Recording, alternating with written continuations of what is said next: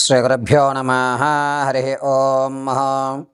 ఆపదామపహర్తారం ధాతారం సర్వసంపదాం లోకాభిరామం శ్రీరామం భూయో భూయో నమామ్యహం. శ్రీగురుభ్యో నమ. హరి ఓం. ఈ 9వ తారీఖు జూన్ నుంచి జూలై 3వ తారీఖు వరకు కూడా గురుడు శుక్రగ్రహాలు కలయిక వల్ల మేషం నుంచి మొదలుకొని మీనరాశి వరకు కూడా జరిగేటువంటి ఫలితాలు ఈ విధంగా ఉండబోతున్నాయి. ఈ గురుల్లో శుక్రుడు ప్రవేశిస్తూ ఉండడం వల్ల జరిగేటువంటి విపత్తులు కానీ మంచి అవకాశాలు ఏమన్నా మన లైఫ్లో ఈ నెలలో అయినా మార్పులు సంభవించవచ్చా, ఆర్థిక ఇబ్బందుల నుంచి మనం ఏ విధంగా బయటపడడానికి ఏమైనా మార్గాలు ఉన్నాయా, అనారోగ్య సమస్యల నుంచి బయటపడడానికి అవకాశం కలుగుతుందా అనేటువంటి విషయాన్ని మనం మేషం నుంచి మొదలుపెట్టుకుని మీనరాశి వరకు కూడా మనం విశదీకరించి చెప్పుకుందాం. శ్రీగురుభ్యో నమ. హరి ఓం. మీనరాశి మీనరాశి వారికి జూన్ 9వ తారీఖు నుంచి జూలై 3వ తారీఖు మధ్యలో గురువులో శుక్రుడు ప్రవేశిస్తూ ఉండడం వల్ల అద్భుతమైన ఫలితాలుగా చెప్పవచ్చు. అనుకున్న పనులు అనుకున్న సమయంలో పూర్తవుతాయి. అంతేకాకుండా విందు వినోదాల్లో ఎక్కువగా పాల్గొనడం, మిమ్మల్ని ఆదరించే వాళ్ళు ఎక్కువ అవడం, ఎప్పుడూ మిమ్మల్ని కలిసి అంటిపెట్టి ఉండుకోవడం, కొత్త కొత్త స్నేహితులు ఏర్పడడం, జీవితం అంటే ఇలా ఆనందదాయకంగా ఉండాలి అనేటువంటి వాతావరణంలో మీరు ఈ నెలంతా గడుపుతూ ఉంటారు. ధనాన్ని లెక్క చేయరు. అప్పులదేముందో తర్వాత తీర్చుకోవచ్చులే, ముందు మనం ఆహ్లాదకరంగా ఉండాలి అని ఒక నిర్ణయానికి రావడం, అప్పుల విషయాన్ని ఎక్కువగా టెన్షన్ తీసుకోకుండా అయ్యే టైంకి అవుతాయిలే అనేటువంటి ఒక నిర్లక్ష్య ధోరణితో ఉండడం జరుగుతుంది. పైగా ధనం ఉంటేనే మనకి గుర్తిస్తారు అని చెప్పి ధనాన్ని విచ్చలవిడిగా ఖర్చు పెట్టి జనాల్లో ఆదరణ పొందేటువంటి అవకాశం లభిస్తుంది.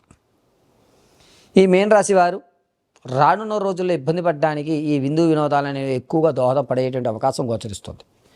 ఈ నెలలో మిమ్మల్ని ఇబ్బంది పెట్టేవారు లేకపోవడం వల్ల ఎక్కువ శాతం ఆహ్లాదకరమైన వాతావరణాన్ని మాత్రమే ఏర్పరచుకోవడానికి చూస్తూ ఉంటారు.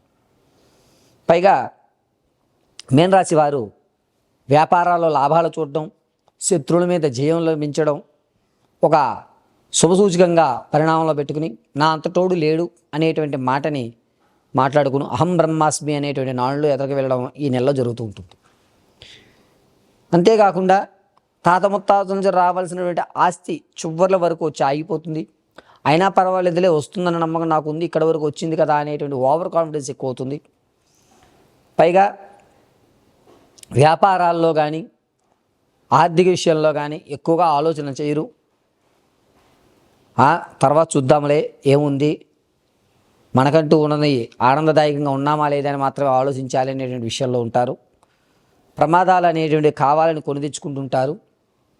ఆ ప్రాంతానికి వెళ్ళొద్దు, అటువైపుగా మీరు ప్రయాణం చేయొద్దు అంటా వినకుండా అటువైపు ప్రయాణాలు చేసి యాక్సిడెంట్కి ప్రత్యక్షమైన కారణం మీరే అవుతాం జరుగుతుంది.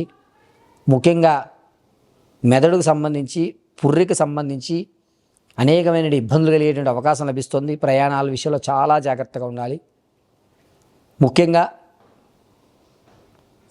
రాత్రి వేళల్లో ప్రయాణం చేసేటప్పుడు ఈ మీనరాశి వారు అత్యంత జాగ్రత్త వహించండి.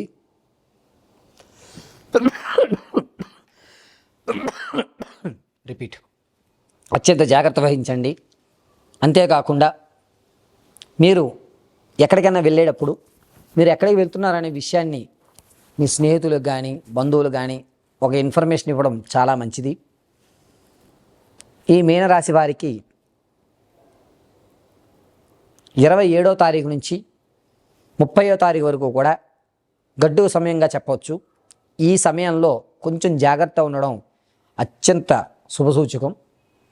ప్రతిరోజు కూడా భస్మంతో శివునికి అర్చన గావించండి. ఆ భస్మాన్ని అలా అడ్డంగా ధరించండి. ప్రతిరోజు శివపంచాక్షరి మహామంత్రాన్ని పఠించుకోవడం చాలా ఉత్తమమైనటువంటి విషయం. మీనరాశి వారు వ్యక్తిగతమైన జాతకాన్ని తెలుసుకోవడానికి కింద స్క్రోల్ అవుతున్న నెంబర్ని సంప్రదించండి. ఒకవేళ మీకు date of birth, time, place of birth తెలియకపోతే మీ ఫోటోని పంపించడం, మేము అడిగేటువంటి ప్రశ్నలకు మీరు సమాధానం చెప్పడం వల్ల మీ సమస్య పూర్తి పరిష్కారాన్ని వివరించి చెప్పడం జరుగుతుంది. అంతేకాకుండా ఎప్పుడూ కూడా రుద్రాక్షమాలను ధరించి ఉండండి, ఈశ్వరానుగ్రహం కలుగుతూ ఉంటుంది. పైగా ఈ మీనరాశి వారు 9వ తారీఖు నుంచి 3వ తారీఖు వరకు కూడా విందు వినోదాలు ఎక్కువగా పాల్గొంటూ ఉంటారు. కాబట్టి ఆ సమయంలో ఎవరు మన శత్రువులు, ఎవరు మన మిత్రులు, మనం మాట్లాడేటువంటి విధానం వల్ల ఎవరు మనసు నొచ్చుకుంటుంది అనేది ఒక్క క్షణం ఆలోచించి మాట్లాడుకోండి. మీ మాట వల్ల ఇతరుల యొక్క మనోభావాలు దెబ్బతినేటువంటి అవకాశం ఎక్కువగా గోచరిస్తుంది. కాబట్టి ఈ విషయంలో కొంచెం జాగ్రత్తగా ఉండడం చెప్పదగ్గ సూచన. ప్రతిరోజు కూడా భస్మధారణ చేయండి, కలిసి వచ్చేటువంటి అవకాశం లభిస్తుంది.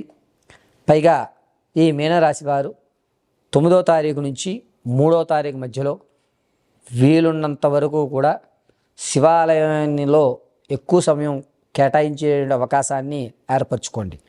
సర్వం పరమేశ్వర అర్పితమస్తు.